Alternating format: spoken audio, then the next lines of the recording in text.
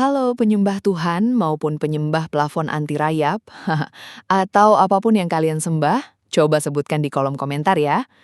Pernah nggak sih kalian lagi duduk santai, terus tiba-tiba kepikiran, kenapa ya ada hal-hal tertentu di dunia ini yang dianggap suci dan nggak boleh dipertanyakan, sementara hal lain kalau kita omongin bakal dianggap gila.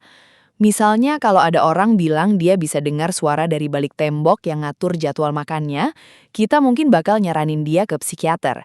Tapi kalau ada orang bilang dia dengar suara dari langit yang ngatur seluruh aspek hidupnya, banyak dari kita bakal nganggap itu sebagai bentuk iman yang dalam. Fenomena inilah yang bikin seorang neuroscientist dan filsuf bernama Sam Harris merasa ada yang aneh dengan cara dunia bekerja. Harris bukan cuma sekedar nggak percaya, tapi dia mempertanyakan landasan berpikir kita semua tentang apa yang kita sebut sebagai kebenaran. Sebelum kita masuk lebih jauh ke pemikiran-pemikirannya yang sering dianggap kontroversial ini, ada baiknya kita kasih sedikit catatan ya. Pembahasan kali ini bakal menyentuh ranah keyakinan yang bagi banyak orang sangat personal dan sensitif. Tujuan video ini bukan untuk menyinggung atau merendahkan pihak manapun, melainkan murni membedah kumpulan data, argumen, dan logika yang sering disampaikan oleh Sam Harris dalam buku-buku maupun debat-debatnya. Jadi, mari kita buka pikiran sebentar buat melihat perspektif yang mungkin jarang dibahas dengan cara yang belak-belakan seperti ini. Sam Harris itu sering banget dikelompokkan ke dalam The Four Horsemen dari gerakan New Atheism bareng sama Richard Dawkins, Christopher Hitchens, dan Daniel Dennett. Tapi yang unik dari Harris adalah latar belakangnya sebagai ahli saraf. Dia nggak cuma melihat agama dari sisi sejarah atau teks aja, tapi dari gimana otak manusia memproses informasi. Bagi Harris, masalah utama dengan agama bukan cuma soal keberadaan Tuhan yang nggak bisa dibuktikan, tapi soal bagaimana agama memberikan izin kepada orang-orang untuk berhenti berpikir kritis. Dia sering banget menekankan kalau dalam bidang apapun di hidup ini, entah itu sains, kedokteran, atau hukum, kita selalu butuh bukti yang kuat sebelum percaya pada sesuatu. Tapi anehnya, dalam hal agama, tuntutan akan bukti itu tiba-tiba hilang dan digantikan sama istilah yang namanya iman. Harris berargumen kalau iman itu sebenarnya adalah sebuah kegagalan epistemologis, alias cara mendapatkan pengetahuan yang nggak valid karena dia memperbolehkan seseorang percaya pada sesuatu tanpa alasan yang rasional. Salah satu hal yang paling sering disoroti Harris adalah bagaimana masyarakat modern cenderung memberikan hak istimewa kepada agama untuk tidak dikritik. Dia melihat ada semacam standar ganda yang besar banget di sini. Kalau kita lagi ngomongin kebijakan ekonomi atau teori fisika, kita bebas banget buat ngebantah, ngasih data lawan, atau bahkan ngetawalin ide yang dianggap nggak masuk akal. Tapi begitu masuk ke ranah teologi, tiba-tiba ada pagar tinggi yang muncul. Harris bilang, kenapa sih ide tentang penciptaan alam semesta atau moralitas harus punya perlindungan khusus dari kritik? Baginya, ide tetaplah ide, dan kalau sebuah ide itu buruk atau nggak punya dasar bukti, ya harusnya boleh-boleh aja dipertanyakan, tanpa harus nunggu izin atau ngerasa nggak enak. Dia sering banget bilang kalau kita sebenarnya lagi hidup di tengah-tengah kumpulan mitologi kuno yang entah gimana caranya masih dianggap sebagai kompas moral di era teknologi tinggi seperti sekarang. Filosofi dasar yang dianut Harris itu berakar pada rasionalisme yang sangat ketat. Dia percaya kalau satu-satunya cara kita bisa tahu tentang realitas adalah melalui observasi, logika, dan sains. Makanya dia nggak melihat Tuhan sebagai sebuah kemungkinan yang perlu diperdebatkan secara serius karena nggak ada satupun bukti empiris yang mengarah ke sana. Baginya, konsep Tuhan itu nggak jauh beda sama konsep-konsep imajiner lainnya yang pernah ada dalam sejarah manusia. Disinilah dia mulai sering pakai analogi-analogi yang mungkin kedengarannya agak kasar buat sebagian orang. Tapi sebenarnya, itu adalah cara dia buat nunjukin betapa absurdnya sebuah klaim tanpa bukti. Harris pengen kita sadar kalau durasi sebuah kepercayaan dianut atau banyaknya jumlah orang yang percaya, itu sama sekali nggak menentukan apakah kepercayaan itu benar atau salah. Kalau sejuta orang percaya kalau bumi itu datar, bumi tetap bulat kan? Nah, logika yang sama dia terapin buat ketuhanan. Harris juga sering ngebahas soal bagaimana agama-agama besar di dunia ini sebenarnya saling meniadakan. Ini poin yang menarik banget kalau dipikir pakai logika sederhana. Dia bilang, pemeluk agama A yakin 100% kalau agamanya benar dan yang lain salah.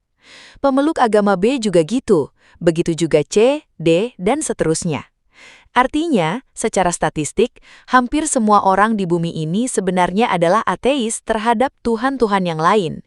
Seorang pemeluk agama monoteistik tertentu sebenarnya nggak percaya pada ribuan Tuhan yang pernah disembah manusia sepanjang sejarah, mulai dari Zeus sampai Odin. Sam Harris cuma nambahin satu lagi ke dalam daftar tidak percaya itu. Dia cuma melangkah satu langkah lebih jauh dari apa yang sebenarnya sudah dilakukan oleh kebanyakan orang beragama. Bedanya, dia nggak menyisakan satupun pengecualian buat dirinya sendiri. Dia pengen menunjukkan kalau proses penolakan kita terhadap dewa-dewa kuno yang sekarang kita anggap mitos itu harusnya juga berlaku buat apa yang kita sembah sekarang. Karena landasan buktinya sama-sama nggak ada. Pola pikir Harris ini sangat dipengaruhi oleh kejadian-kejadian besar di dunia, terutama yang berkaitan dengan ekstremisme. Dia berargumen kalau masalahnya bukan cuma pada orang-orang jahat yang menyalahgunakan agama, tapi pada doktrin agama itu sendiri yang memungkinkan orang merasa benar saat melakukan hal-hal yang gak masuk akal secara moral. Dia sering kritik apa yang dia sebut sebagai moderat beragama. Baginya, orang-orang moderat ini secara nggak langsung memberikan perlindungan buat para ekstremis, karena mereka tetap mempertahankan gagasan bahwa iman tanpa bukti itu adalah hal yang mulia. Harris bilang, selama kita masih menganggap iman sebagai sesuatu yang suci, kita nggak akan pernah bisa benar-benar berdebat secara jujur soal bahayanya dogma. Jadi filosofinya bukan cuma soal Tuhan itu nggak ada, tapi lebih ke mari kita berhenti berpura-pura tahu hal-hal yang sebenarnya nggak kita ketahui. Dia pengen manusia punya integritas intelektual, di mana kita berani bilang saya nggak tahu, daripada ngisi ketidaktahuan itu dengan cerita-cerita yang nggak bisa dibuktikan secara sains. Salah satu senjata paling tajam yang sering dipakai Sam Harris buat nunjukin betapa anehnya logika agama adalah dengan menggunakan analogi-analogi yang terdengar sangat konyol. Dia sering bilang kalau kita sebenarnya memperlakukan klaim agama dengan standar yang jauh lebih rendah daripada klaim apapun di dunia ini. Bayangkan kalau ada tetangga kamu bilang, di halaman belakang rumahku ada berlian sebesar gajah, tapi berlian itu nggak bisa dilihat, nggak bisa disentuh, dan nggak bisa dideteksi pakai alat apapun. Kamu pasti bakal mikir tetangga kamu ini lagi halusinasi atau bercanda. Tapi begitu ada orang bilang, ada pencipta alam semesta yang maha kuasa, tapi dia nggak bisa dilihat dan nggak bisa dibuktikan secara fisik, tiba-tiba banyak orang menganggap itu sebagai kebenaran yang mendalam. Harris ingin kita sadar kalau secara logika, kedua pernyataan tadi itu sama persis. Keduanya adalah klaim tentang realitas yang nggak punya bukti pendukung, tapi kita cuma memberi toleransi pada yang kedua karena faktor budaya dan sejarah. Harris sering banget bawa-bawa contoh tentang mitologi kuno buat nyindir kepercayaan modern. Dia suka nanya, apa bedanya percaya sama Tuhan hari ini dengan percaya sama Poseidon atau Zeus di zaman dulu? Bagi kita sekarang, cerita tentang Zeus yang melempar petir itu cuma dongeng yang lucu atau materi film superhero. Tapi ingat, dulu ada jutaan orang yang benar-benar takut sama Zeus dan ngasih kurban supaya nggak kena sial. Harris berargumen kalau ribuan tahun dari sekarang, agama-agama yang ada saat ini kemungkinan besar bakal bernasib sama. Cuma jadi bahan pelajaran sejarah tentang gimana manusia purba mencoba memahami dunia. Dia pengen kita ngelihat kalau suci itu cuma label yang kita tempel ke sebuah ide supaya ide itu nggak bisa diganggu-gugat. Padahal, kalau label suci itu dilepas, yang tersisa cuma sekumpulan klaim yang seringkali bertabrakan dengan akal sehat. Ada satu analogi lagi yang cukup terkenal dari dia, yaitu soal invisible friend atau teman imajiner. Harris bilang kalau kamu punya anak kecil yang punya teman imajiner, itu hal yang wajar dan lucu. Tapi kalau anak itu sudah dewasa, sudah jadi pengacara atau dokter, terus dia masih ngobrol sama teman imajinernya dan bahkan ngambil keputusan penting berdasarkan bisikan teman itu, kita bakal ngerasa ada yang salah dengan kesehatan mentalnya. Harris merasa ada keganjilan kolektif di mana jutaan orang dewasa melakukan hal yang sama, berbicara pada sosok yang nggak terlihat dan merasa mendapatkan jawaban. Tapi karena dilakukan bareng-bareng dalam sebuah institusi bernama agama, hal itu malah dianggap sebagai sebuah kebajikan. Dia sering nyebut fenomena ini sebagai delusi yang terorganisir, di mana jumlah pengikut yang banyak bikin hal yang sebenarnya nggak masuk akal jadi kelihatan normal-normal saja. Harris juga sering ngebahas soal beban pembuktian atau burden of proof. Dalam sains atau hukum, kalau kamu yang bikin klaim, ya kamu yang harus buktiin. Kalau saya bilang saya bisa terbang, saya nggak bisa nyuruh kamu yang buktiin kalau saya nggak bisa terbang. Tanggung jawabnya ada di saya buat nunjukin kalau saya beneran bisa terbang. Tapi, dalam debat ketuhanan, Harris merasa orang beragama sering banget memutarbalikkan logika ini. Mereka sering bilang, coba buktiin kalau Tuhan itu nggak ada. Harris bakal jawab dengan santai kalau dia juga nggak bisa buktiin kalau nggak ada peri di dasar laut, atau nggak ada teko yang melayang di orbit planet Mars. Tapi bukan berarti hal-hal itu jadi ada, cuma karena kita nggak bisa buktiin ketidakadaannya. Baginya, ketidakmampuan membuktikan sesuatu itu salah bukan berarti hal itu benar. Ini adalah dasar dari cara berpikir skeptis yang dia bawa ke setiap diskusinya. Selain itu, Harris juga sangat kritis soal gimana agama seringkali mengambil kredit atas moralitas. Banyak orang beranggapan kalau tanpa agama atau tanpa takut sama Tuhan, manusia bakal jadi liar dan saling bunuh. Harris dengan tegas menolak ide ini. Dia pakai analogi bahwa kita nggak butuh kitab suci buat tahu kalau menyakiti orang lain itu buruk, sama seperti kita nggak butuh kitab suci buat tahu kalau makan makanan basi itu nggak enak buat perut. Baginya, moralitas itu harusnya berakar pada kesejahteraan makhluk hidup yang bisa merasakan sakit dan bahagia. Dia melihat kalau agama justru sering bikin moralitas jadi membingungkan karena memasukkan perintah-perintah yang nggak ada hubungannya sama kesejahteraan manusia, kayak misalnya larangan makan makanan tertentu atau aturan soal pakaian. Harris pengen kita punya moralitas yang berbasis pada fakta tentang penderitaan manusia, bukan berdasarkan perintah dari langit yang seringkali malah bikin orang saling membenci. Filosofi Harris ini sangat mengedepankan apa yang disebut sebagai intellectual honesty atau kejujuran intelektual. Dia merasa kalau banyak orang sebenarnya cuma percaya bahwa mereka percaya. Artinya, mereka nggak benar-benar yakin dengan bukti yang ada, tapi mereka ngerasa punya kewajiban moral buat percaya karena takut masuk neraka atau pengen masuk surga. Harris bilang kepercayaan yang didasari sama rasa takut atau keinginan itu bukan kepercayaan yang jujur. Itu cuma bentuk kepatuhan. Dia selalu mendorong supaya kita berani buat jujur sama diri sendiri. Kalau memang nggak ada bukti, ya bilang saja nggak ada. Nggak perlu dipaksain atau dibungkus pakai bahasa-bahasa puitis yang sebenarnya nggak menjelaskan apa-apa. Bagi Harris, kebenaran itu nggak butuh pembelaan yang emosional. Kebenaran cuma butuh data dan logika yang bisa diuji oleh siapa saja, kapan saja.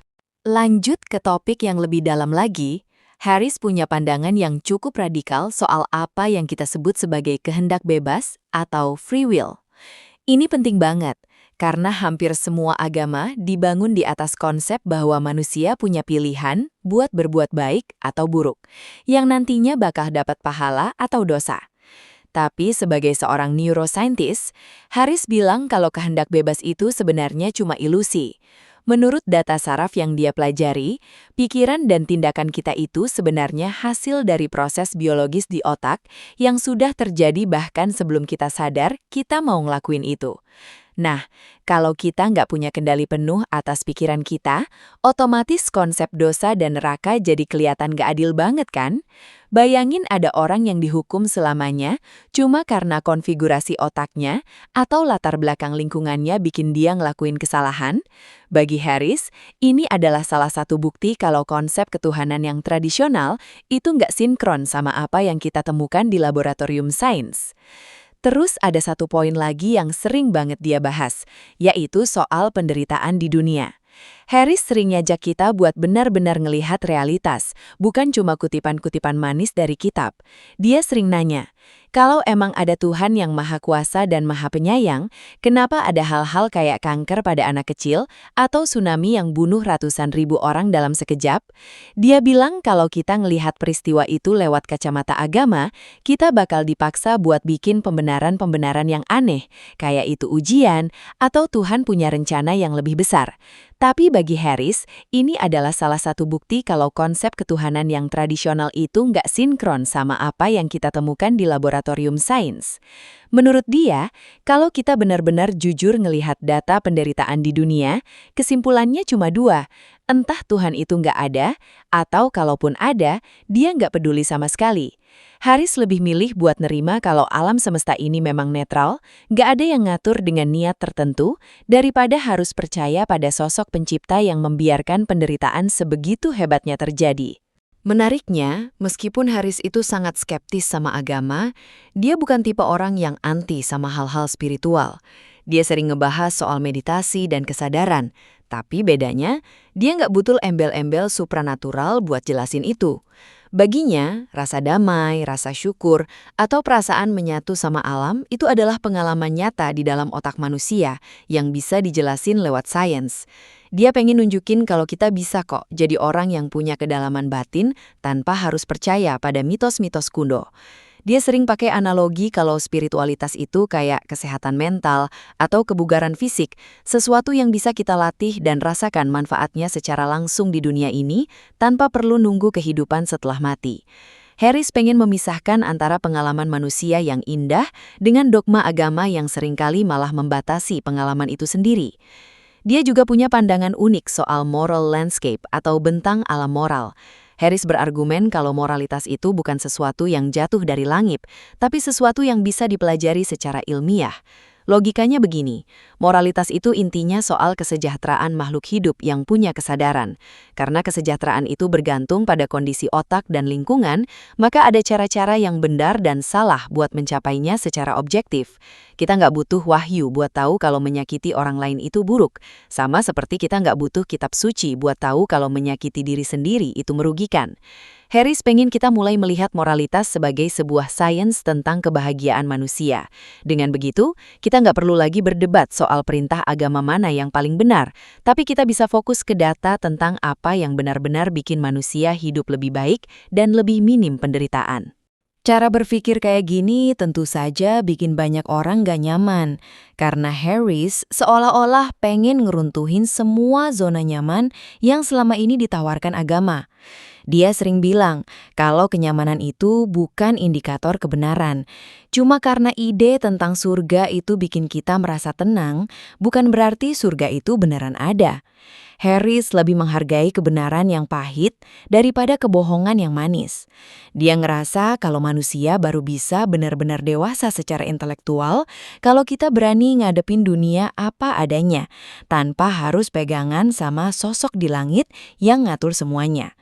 Baginya, keberanian buat hidup di dunia yang tanpa kepastian supranatural itu adalah bentuk tertinggi dari kedewasaan manusia.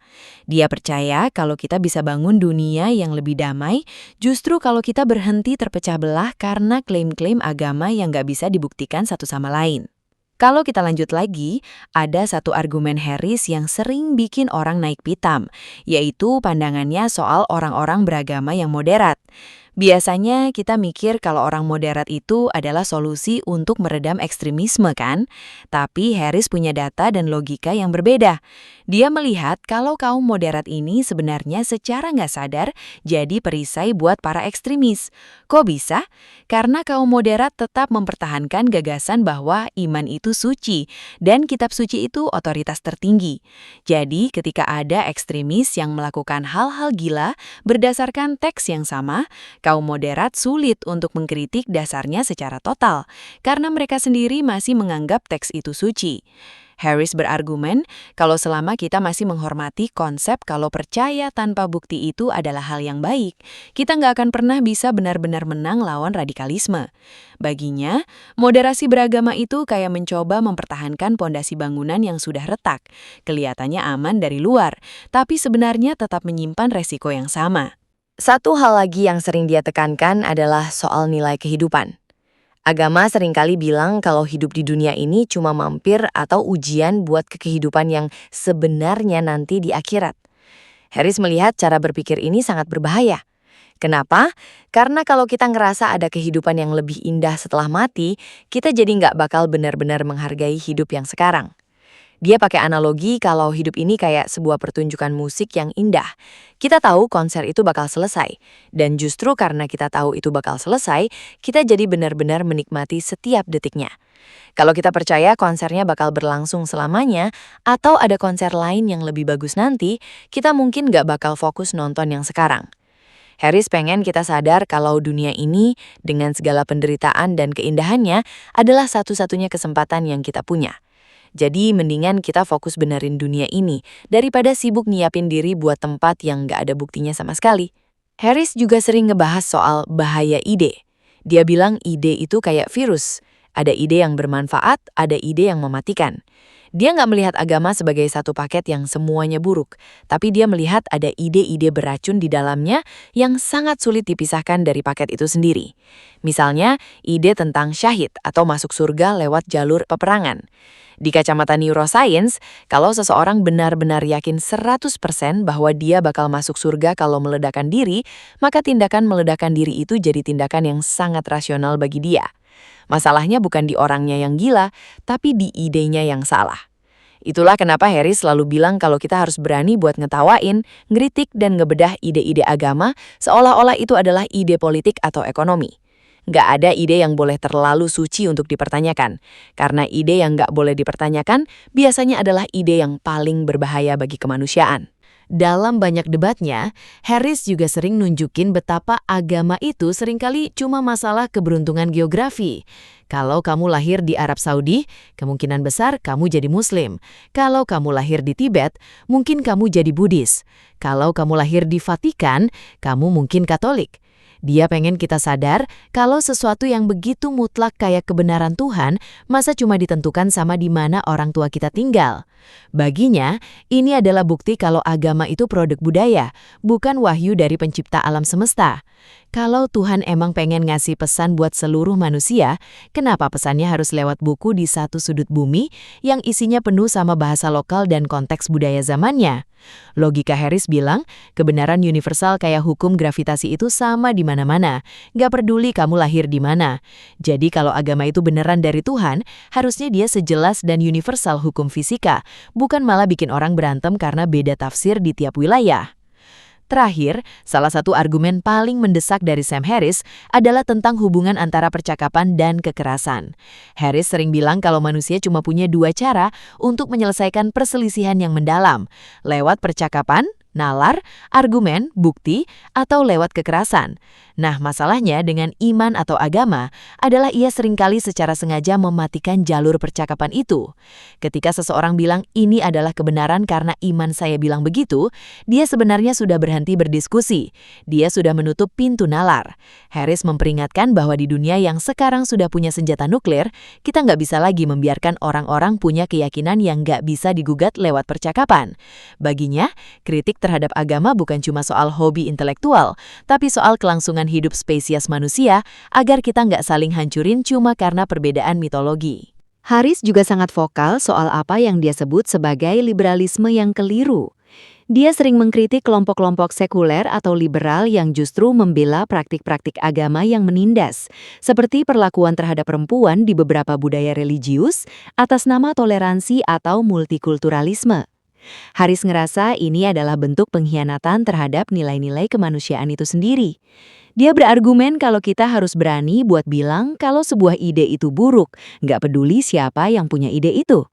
Baginya, mengkritik sebuah ideologi bukanlah bentuk kefanatikan atau kebencian terhadap orangnya, melainkan bentuk kasih sayang kepada para korban yang menderita akibat ideologi tersebut. Dia pengen kita punya standar moral yang konsisten. Kalau kita nggak setuju sama rasisme, kita juga harusnya nggak setuju sama misogini atau homofobia yang seringkali dibungkus dalam bahasa agama. Lalu ada pandangan Harris tentang kematian dan makna.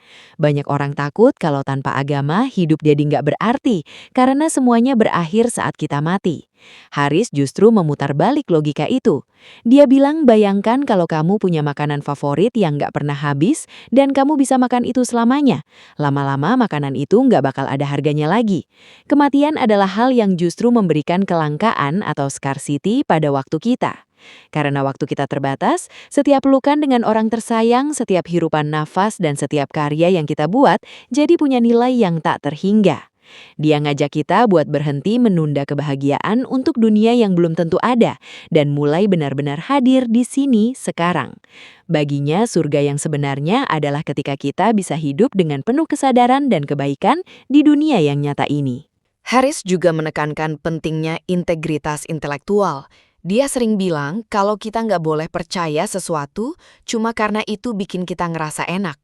Percaya pada hal yang salah itu ibaratnya kayak jalan-jalan pakai peta yang salah. Mungkin kamu ngerasa tenang di awal, tapi ujung-ujungnya kamu bakal tersesat atau bahkan masuk jurang. Kejujuran buat bilang, saya tidak tahu, adalah awal dari ilmu pengetahuan.